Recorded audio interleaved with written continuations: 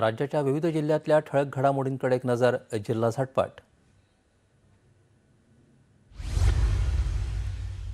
पालकमंत्री प्रकाश आंबेडकर यांच्या हस्ते कोल्हापुरात हेक्टरी 125 मेट्रिक टन ऊस उत्पादकता वाढ अभियानाचा प्रारंभ.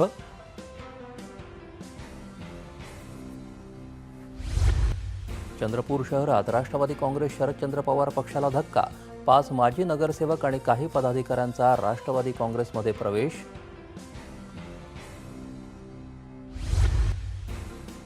रायगड जिल्ह्यात पेण तालुक्यातल्या घरकुल योजनेचा खासदार धैर्यशील पाटील यांनी घेतला आढावा.